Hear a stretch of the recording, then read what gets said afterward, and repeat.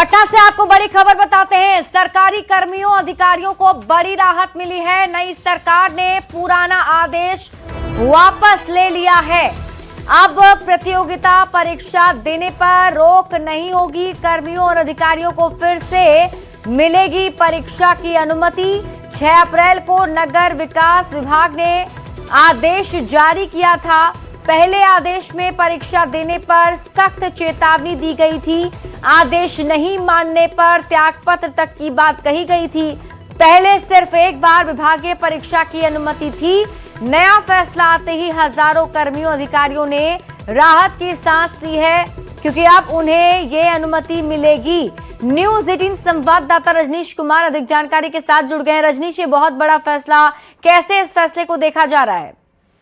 बिल्कुल, देखिए, हजारों और जो कर्मी हैं या अधिकारी हैं उन्हें बड़ी राहत मिली है, क्योंकि सभी चिंतित हो गए थे और ये बड़ा आदेश जारी किया गया था पिछली सरकार में।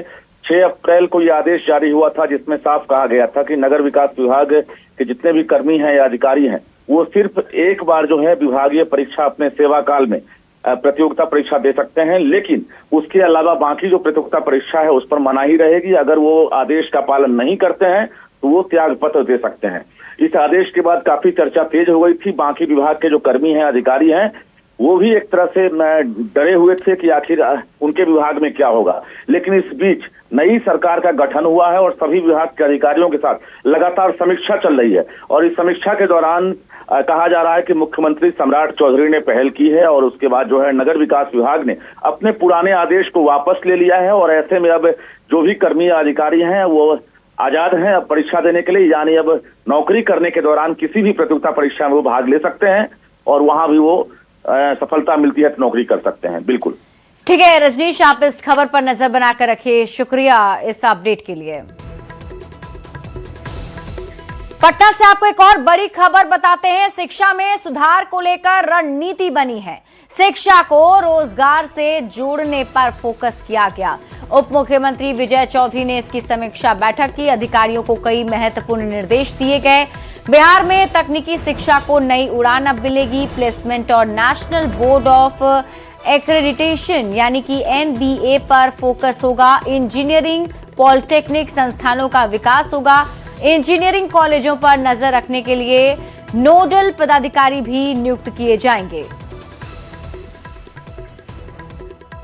तो बड़ी खबर आपको पटना से बता रहे हैं, जहां देखिए अब विजय चौधरी ने ये बड़ी समीक्षा बैठक की है, जिसमें बिहार में अब प्लेसमेंट पर फोकस दिया जाएगा।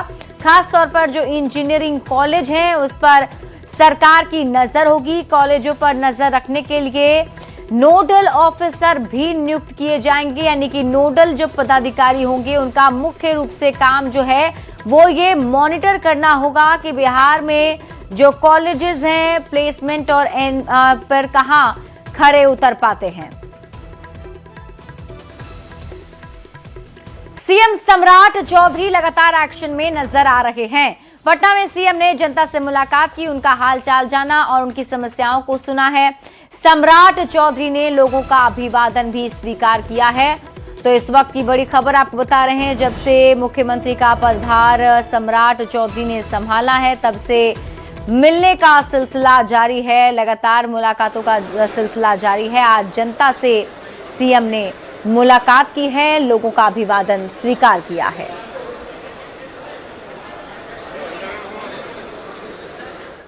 लोकसभा में महिला आरक्षण बिल के गिरने के बाद देश के साथ साथ बिहार में भी सियासी पारा चढ़ गया है। बीजेपी और सहयोगी दलों के नेता इस विफलता के लिए कांग्रेस, आरजेडी और सपा जैसे विपक्षी पार्टियों को जिम्मेदार ठहराते हुए सड़क पर उतरी है। तो आज पटना के गांधी मैदान से करगिल चौक तक विशाल आक्रोश प्रदर्शन किया गया। हजारों की संख्या में एनडीए की महिलाओं ने सड़क पर उतरकर विपक्ष के प्रति अपने गुस्से का इजहार किया और विपक्ष को इसकी बड़ी गलती की बड़ी सजा भुगतने की चेतावनी दी। आक्रोश मार्च में मुख्यमंत्री सम्राट चौधरी और बीजेपी के प्रदेश अध्यक्ष संजय सरावगी शामिल हुए और आरजेडी, कांग्रेस जैसी परिवारवादी पार्टियों पर निशाना साधा गया। सम्राट ने कहा कि जब तक महिलाओं को 33% आरक्षण नहीं मिल जाता तब तक ये आंदोलन जारी रहना चाहिए। महिलाओं की शक्ति को ये चारपंथी समर्पित करता हूं। इस दुनिया की शान है नारी, ईश्वर के समान है नारी, घर आंगन की मुस्कान है नारी, शक्ति और सम्मान है नारी, शक्ति और सम्मान है नारी। आज उस दिन लोकसभा में बिल आने के पहले 3 दिनों तक पूरे देश की बहनें जो है प्रसन्न थी, खुशियां मना रहे थे कि जब नारी संशोधन विधेयक पास होगा तो हम लोगों को 1/3 बहुमत से विधायिका में और संसद में भी हम लोग को अधिकार मिलेगा। लेकिन जिस तरह उस दिन विपक्ष के नेताओं ने जो किया, उस बिल को गिरा दिया, जिस तरह राजद ने, महागठबंधन ने उनके अधिकार को छीना है, अधिकार कोई नहीं छीना, हमारी महिलाओं को अपमानित किया है। पूरे देश में मां बहनें इस अपमान का बदला लेने के लिए उठ खड़ी हुई है। मोदी जी चाहते थे कि 33% का आरक्षण देकर देश की महिला बहनों के लिए आज यदि बिहार में चुनाव होता नए परिसीमन में 2029 में और 30 में साथियों, तो हमारी जो महिला बहनें आज मात्र 29 विधायक है, वो सिर्फ 29 नहीं होती, कम से कम 122 विधायक चुनाव जीतकर बिहार से जाती। लेकिन कांग्रेस पार्टी के लोग, राष्ट्रीय जनता दल के लोग, राहुल गांधी चाहते हैं कि सिर्फ हमारी बहन प्रियंका गांधी देश में सांसद पहुंचने का काम करे। यहां पर लालू जी और उनके परिवार के लोग चाहते हैं कि मेरी पत्नी विरोधी दल का नेता बने, मेरी बेटी लोकसभा का सदस्य बने। बगल में समाजवादी पार्टी के नेता अखिलेश यादव चाहते हैं कि सिर्फ उनकी पत्नी सांसद बनकर जाए। डीएमके के नेता चाहते हैं, स्टैलिन चाहते हैं कि सिर्फ उनकी बहन कनिमोझी देश के सांसद बनकर जाए। लेकिन मोदी जी चाहते हैं कि इस देश में 272 बहनें लोकसभा में पहुंचने का काम कर सके। हमारी बहनों को जरूर आश्वस्त करता हूं कि आपका आंदोलन जारी रहे। आपके इस आंदोलन में पूरी तरह हम लोग भी खड़े हैं, मुख्यमंत्री की हैसियत से भी आप सभी बहनों के साथ खड़े हैं और पूरा एनडीए का कुनबा भी आपके साथ खड़ा है। आप आगे बढ़िए, आप आगे बढ़कर बिहार के एक एक व्यक्ति, एक एक महिला, एक एक नारी का सम्मान बढ़ाने का काम कीजिए। जिस तरह मोदी जी इस देश की महिलाओं का सम्मान बढ़ाने का काम कर रहे हैं, उसी तरह बिहार के सभी पुरुष आपके पीठ पर खड़ा होकर आपके सम्मान को आगे बढ़ाने का काम करेंगे। इतना ही कहूंगा कि जन आक्रोश को ज्वाला बनाकर रखिए और ये ज्वाला तब तक जिंदा रखिए जब तक आपको विधानसभा और लोकसभा में। बिहार में महिलाओं की सुरक्षा को लेकर सीएम सम्राट चौधरी ने बड़ा बयान दिया है। बीजेपी की महिला आक्रोश रैली के मंच से सम्राट चौधरी ने कहा कि बिहार में महिलाओं की सुरक्षा पर जो भी खतरा पैदा करेगा या उनकी सुरक्षा से खिलवाड़ करेगा, उसे पाताल से भी ढूंढकर उसको अंजाम तक पहुंचाएंगे। सम्राट चौधरी ने कहा कि आपकी सुरक्षा के लिए सफल आपका भाई सम्राट चौधरी यहां खड़ा है। बिहार की महिलाओं को स्वस्थ करना चाहता हूं। बिहार के महिलाओं की सुरक्षा के लिए पहले तो बिहार में अभिभावक के तौर पर नीतीश कुमार जी आपके बीच में काम कर रहे थे। आदरणीय प्रधानमंत्री जी अभिभावक के तौर पर काम कर रहे हैं। लेकिन एक एक महिलाओं को बता देना चाहता हूं, ये आपका भाई सम्राट चौधरी यहाँ पर खड़ा है। आपके लिए कोई भी असुरक्षा की स्थिति खड़ा करेगा तो उसको पाताल से भी खोजने का काम करूंगा, उसको छोड़ नहीं सकता। खबर आपको सासाराम से दिखाते हैं, जहां आरएलएम के सुप्रीमो उपेंद्र कुशवाहा ने कांग्रेस और विपक्षी पार्टियों पर बड़ा हमला किया है। उन्होंने कहा कि ये लोग शुरू से ही चाहते हैं कि महिलाएं घर के चौखट से बाहर ना निकले, उन्हें उनका अधिकार नहीं मिले। हमारे प्रधानमंत्री महिलाओं को हक देना चाह रहे थे, लेकिन इन विपक्षी पार्टियों ने महिलाओं को उनका हक मिलने से वंचित कर दिया। बना रहा था, बनने वाला था, उसमें 60 की संख्या बिहार में हो जाती, लेकिन नहीं होने दिया लोगों ने। तो इतना बड़ा लाभ बिहार को होता, बिहार को बिहार का हक मिल जाता, लेकिन नहीं होने दिया। कांग्रेस, आरजेडी और दूसरे दल के जो उनके साथ वाले लोग हैं, नहीं होने दिया इन लोगों ने। हमारी पार्टी भी इन बातों को जनता तक ले जाएगी। हम अलग से भी अभियान चलाएंगे और एनडीए की ओर से भी अभियान चलेगा। एनडीए के आक्रोश मार्च पर आरजेडी ने बड़ा हमला बोला है। शक्ति यादव ने कहा कि आक्रोश मार्च सिर्फ दिखावा के लिए है। आक्रोश मार्च में एनडीए के भीतर का फूट सामने दिखाई दिया। मौजूदा लोकसभा सीट पर महिला आरक्षण लागू करने में क्या दिक्कत है? आरजेडी हमेशा से आरक्षण के भीतर आरक्षण चाहता है। जिस महिला आरक्षण बिल को पूरे विपक्ष ने मिलकर करके लोकसभा और राज्यसभा में 2023 में पारित कर दिया, पास हो गया, उसकी अधिसूचना जारी 16 तारीख को हुआ। राष्ट्रपति की मंजूरी मिलने के बाद भी वो ठंडे बस्ते में था। तो महिला के प्रति प्रेम कितना है भारतीय जनता पार्टी का, यह दिखाने के बताने की जरूरत नहीं है। नीतीश कुमार ही विधानसभा में अपना उत्तराधिकारी चुनेंगे। जेडीयू विधायक दल की बैठक में नेताओं ने नीतीश कुमार को ही विधायक दल का नेता चुनने की जिम्मेवारी सौंप दी है। अब सभी नेताओं ने एक मत से नीतीश कुमार को इसके लिए अधिकृत किया है। एकने मार्ग में हुई जेडीयू विधायक दल की बैठक में नीतीश कुमार भी शामिल थे और इस मौके पर नीतीश कुमार ने पार्टी के तमाम नेताओं को आश्वस्त किया, आप लोग चिंता मत कीजिए, सब अच्छा होगा। गयाजी में सांसद जन उधम सह खेल सांस्कृतिक महोत्सव का आयोजन किया गया। केंद्रीय मंत्री जीतन राम मांझी ने दीप प्रज्वलित कर महोत्सव का उद्घाटन किया है और इस मौके पर विभिन्न खेल प्रतियोगिता में भाग लेने वाले खिलाड़ी भी शामिल हुए। ग्रामीण और शहरी क्षेत्र के युवाओं को खेल से जोड़ना और उनकी प्रतिभा को निखारने की पहल की गई।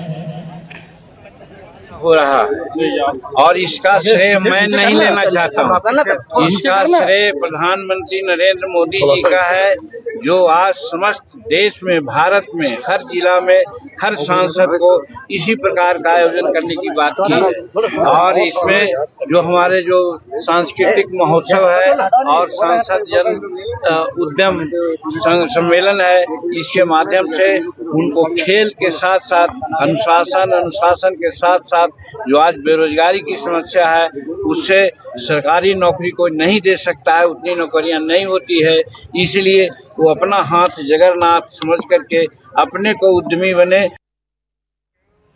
और अब बात लॉ एंड ऑर्डर की कर लेते हैं।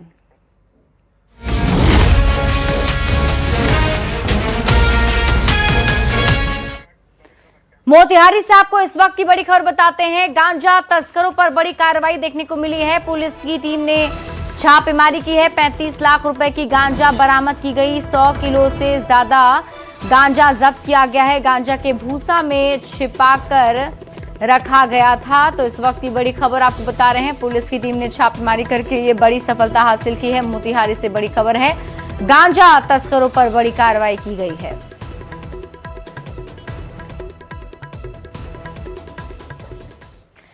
पूर्णिया से इस वक्त की बड़ी खबर मिल रही है। भोज खाकर लौट रही बच्ची की हत्या, गला रेतकर 5 साल की मासूम की हत्या कर दी गई। पुलिस ने शव को बरामद कर लिया है। शादी समारोह से लौट रही थी बच्ची, तभी यह हादसा हुआ है। घटना से परिजनों में कोहराम मच गया है। अमौर थाना के धुरपैली पंचायत की घटना है। पुलिस जो है वो शव को बरामद कर जांच में जुट गई है। बच्ची लापता रही, तो खोजने निकले तो फिर बहुत देर के बाद चारों तरफ ऐलान भी करवाए मंदिरों में, मस्जिदों में जाके लोगों के। तो फिर सारे लड़के मिलके नहीं मिलने के बाद सब लड़का मिलके गए मकई खेत खोजने के लिए। तो घर के पास ही वो बागान टाइप का है, उसी के बगल में इनका बच्ची गर्दन कटी हुई है। गर्दन कटी हुई है। मतलब कोई लगता है कि हत्या की है। हाँ, हत्या की है। बताइए। मकई खेत में रखा हुआ था, बच्ची का परिजन उठा के घर पर लाया।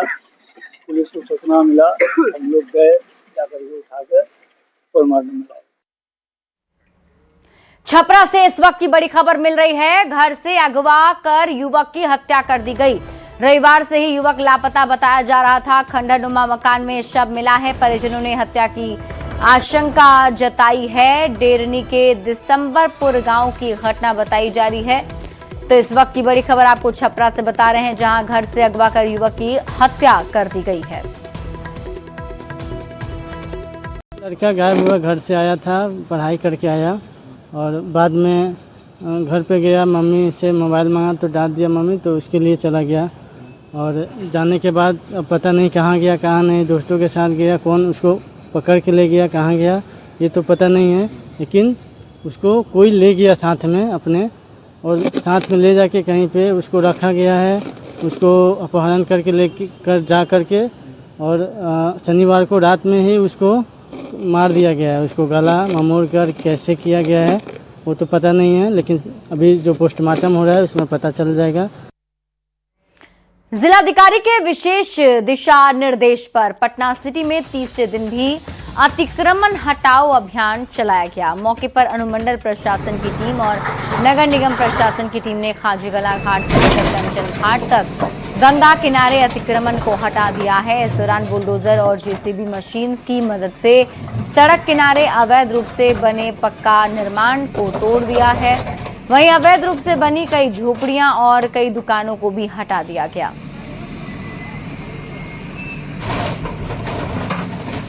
जिला पदाधिकारी के निर्देश पर ये चल रहा है। अतिक्रमण से संबंधित जो कार्रवाई हो रही है, अंचलाधिकारी और जितने भी दंडाधिकारी हम लोग हैं, ये तीसरे दिन कार्रवाई चल रही है और कंगन घाट तक चलेगा। अभी तक चिन्हित करके हम लोग करते जा रहे हैं, जिसमें सीडब्ल्यू जैसी है उसको छोड़ करके बाकी सबको गिरा रहे हैं। और आइए अब नजर डाल लेते हैं देश दुनिया की खबरों पर।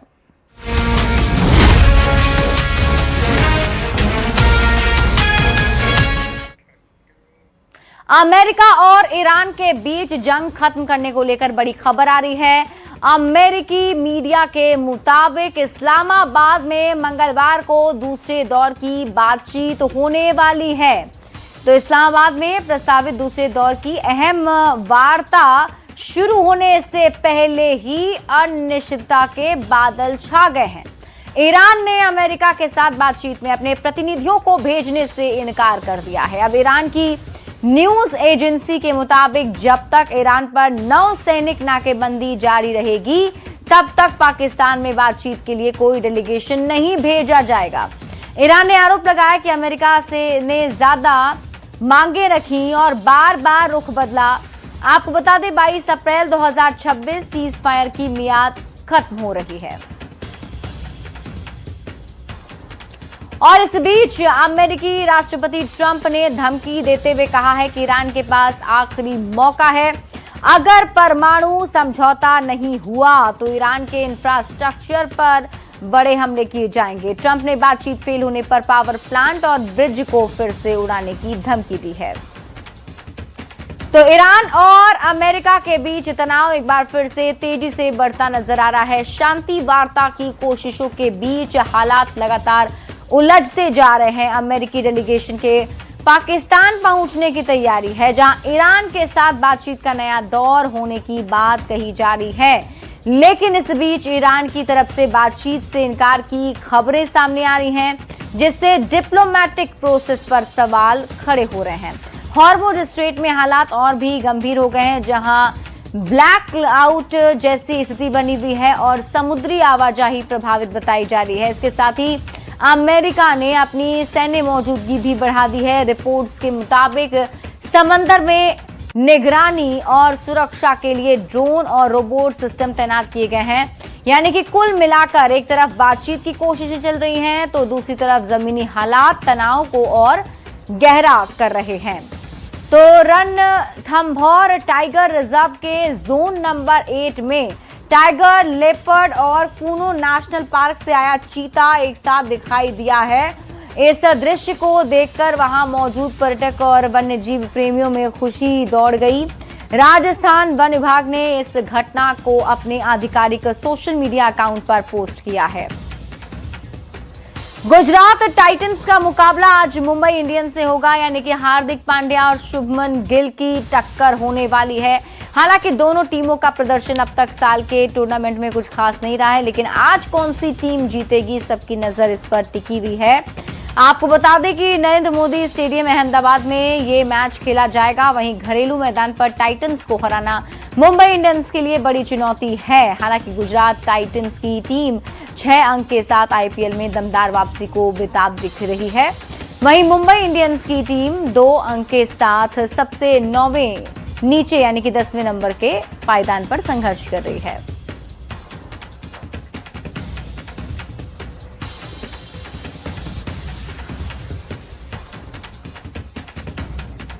और खबरें आपको कारोबार से जुड़ी भी दिखाते हैं। अक्षय तृतीया के एक दिन बाद यानी कि आज सोने और चांदी की कीमत में भारी गिरावट आई है। बाजार खुलते ही चांदी में करीब 4,000 रुपए की गिरावट आई, जबकि सोना भी 1,600 रुपए सस्ता हुआ है। आज 2,53,453 रुपए पर खुली और शुरुआती कारोबार में 3,944 रुपए की गिरावट के साथ 2,53,198 रुपए तक आ गई। वहीं सोने की कीमत में भी शुरुआती कारोबार में गिरावट आई है।